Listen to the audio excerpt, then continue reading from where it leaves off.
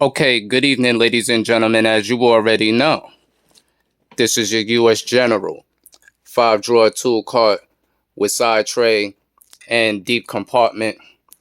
Today is Friday, as you can see. We still over at the storage unit, still getting back to it, still getting busy as always. In this particular segment right here, I do actually have a tool haul to present to you. Okay, I'm still technically waiting for quite a few items so that I can get back to these modifications when it comes to the U.S. General 5-drawer tool cart.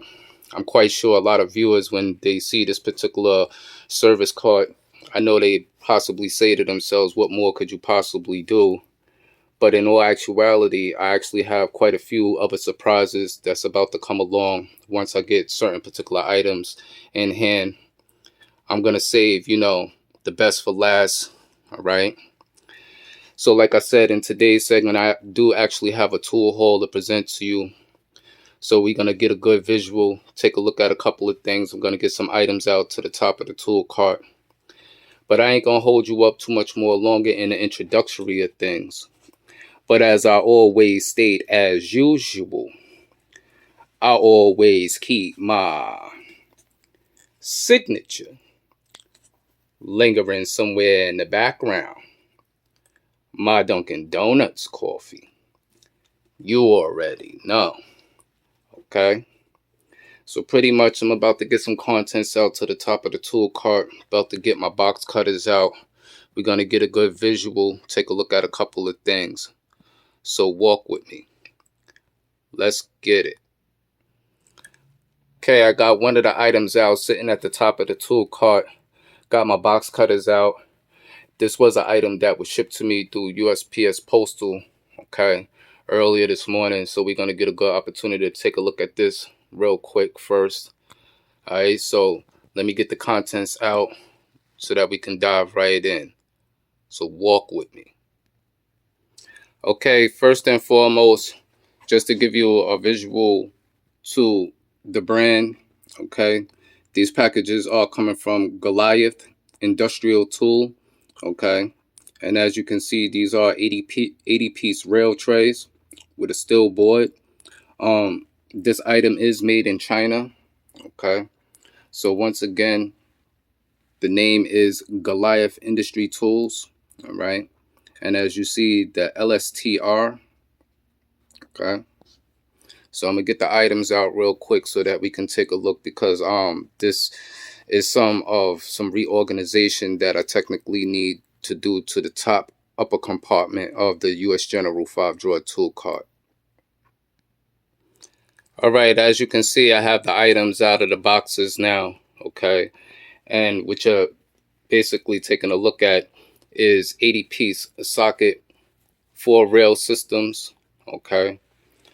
Once again, as you can see towards the back end plate, these are made by Goliath Industry Tools. Okay, I've been meaning to change my presentation and my layout of my socket organization towards the upper top compartment of the US General 5-drawer tool cart. All right.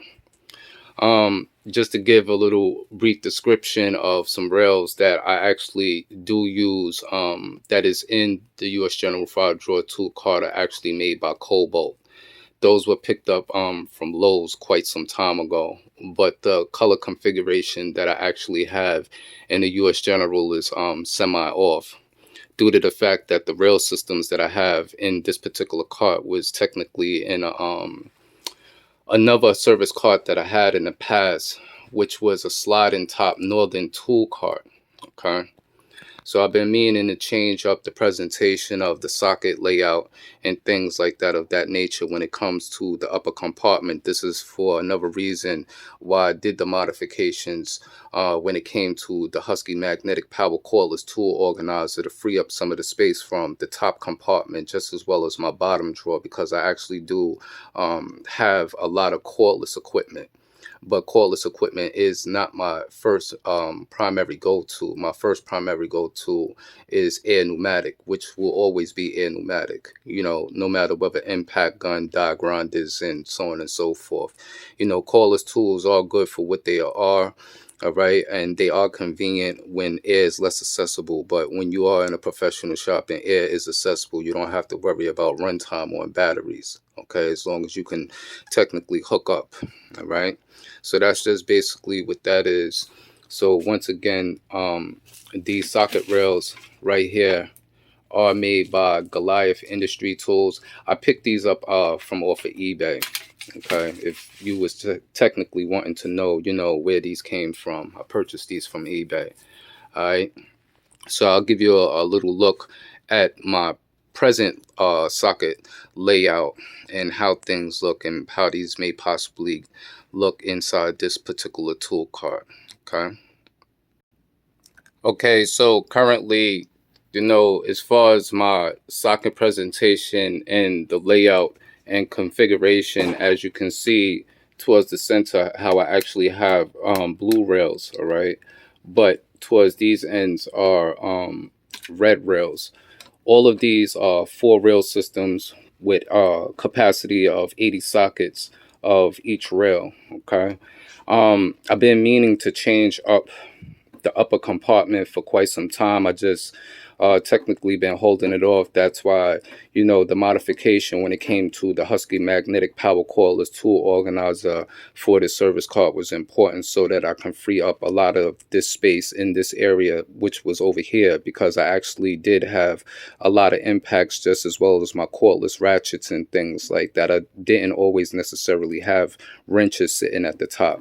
Just as well as you can see back here, I still have my 3/8 drive stubby impact, okay, which is a IR, Ingersoll Rand. This is the 15Q Max that's always, you know, sitting towards the back. And underneath everything that's basically sitting here is your Milwaukee 3-piece lug nut socket set, just as well as a Milwaukee bit set. But you know, this set mainly more belongs in the bottom drawer. So since I actually did the modifications to this cart, I actually did free up a lot of space when it comes to the cordless tools, with being able to have you know, a lot of different variety of options, you know, around the cart that's technically not taking up only but so much space in the drawers. Okay, if you're not familiar with those Husky power cordless tool organizers, you know, check out the modification videos that I did on them. All right, I actually do have 2 that's located towards the back end of the cart, all right, which is actually holding 7 different units, you know, at this particular time, between cordless and pneumatic impacts and things of that nature. All right, so you know, that's pretty much, you know, what that is. So like I said, I've been wanting to change, you know, the upper top compartment, because a good majority of my socket selection that's actually within the cart is 6-point metric. I do not have only but so much of my 12-point in here, or SAE standard. Okay, this is all metric equipment here.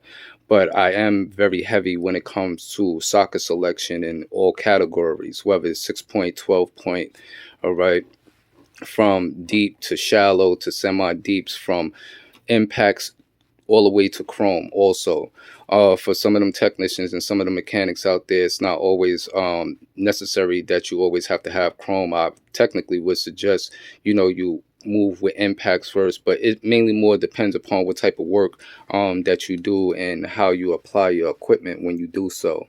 All right, so that's just basically about that part. So now what we're going to do is we're going to move along to the next item in this tool haul, and we're going to dive right in and get a good visual. Let's get it.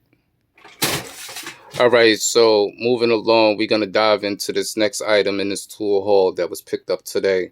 All right, I'm going to get things out to the top of the tool chest so that we can get a good visual. All right, so walk with me. Let's get it. Okay, this morning I uploaded a video showing that I was on a Snap-on truck. Anytime I'm on a truck, you know, I'm always getting to it. You know, it's always about something, all right? And I'm always getting busy with it. So as you can see, all right, what type of item that we actually have right here. So just to give you the part number real quick, as you can see, this is a tech angle right here, all right, in 3/8 drive. Part number is ATECHTF 125 VA. All right. I'm not quite sure whether this is a skew underneath with the 12 UFF. Okay.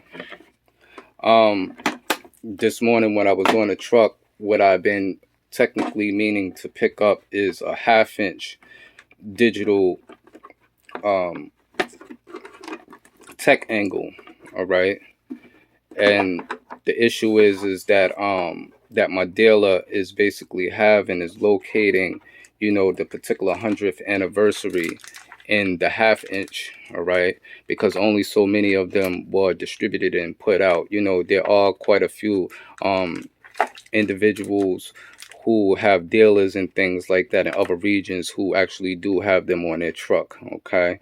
um as you can see here, this is the 3/8 drive 100th anniversary tech angle here, and as you can see, it comes with all its paperwork and things like that of that nature. Okay, which is an electronic torque angle wrench. Okay, so as you can see in the blow molded case, it comes with its batteries. As you can see, the color scheme, this was another thing that I was mainly more interested in, is the color scheme according to, how my tools and my tool cart technically look, because when I do step up to a bigger storage unit, I'm still going to keep the same color scheme, no matter whether I go with a tool truck brand quality box, whether from Maco or Snap-on or Mac or whichever. Technically, it really doesn't matter. It's just according to what may suit and fit my needs at the particular time. All right, but this was the pickup here. As you can see, once again, this is the 3/8 drive 100th anniversary digital tech angle. On the truck, these tech angles go for $529 before taxes. The taxes is roughly about $30. So these tech angles in a 3/8 drive will basically run you about 630, 620 something. All right, in a 3/8 drive. And the 1/2 inch drive versions in the 100th anniversary is only but just a couple of more dollars more for the bigger drive size and 1/2 inch. Like I stated, I was supposed to technically get the 1/2 inch drive. Also, I'm still basically waiting for him to locate it for me, because what he's technically trying to do is trying to get the best, deal for me. My dealer, he's very, very good peoples. I do good business with him. He's always done good business with me and held me down. All right. So, that's mainly more what that is. All the professional technicians and mechanics out there, they know what it is when it comes to this quality of work, when it's dealing with Snap-on. Getting on a Snap-on truck, there's nothing that's going to be cheap. Okay. So, we only dealing with, higher quality over here. All right. And for some individuals out there who sometimes ask questions about the calibrations and things like that, when it comes to these tech angles, uh, basically the head of the tech angle has a lifetime warranty, but the body and the electronical part technically only has a year warranty. So as you can see, has a certificate of calibration here. Okay, some people at times they have questions, how often do you need to actually have your tech angle or just about any torque wrench calibrated. Okay, so when receiving an item like this is your official certificate of calibration, and it gives you different readings and specs and things like that. Okay, for angle accuracy, as you can see. Okay.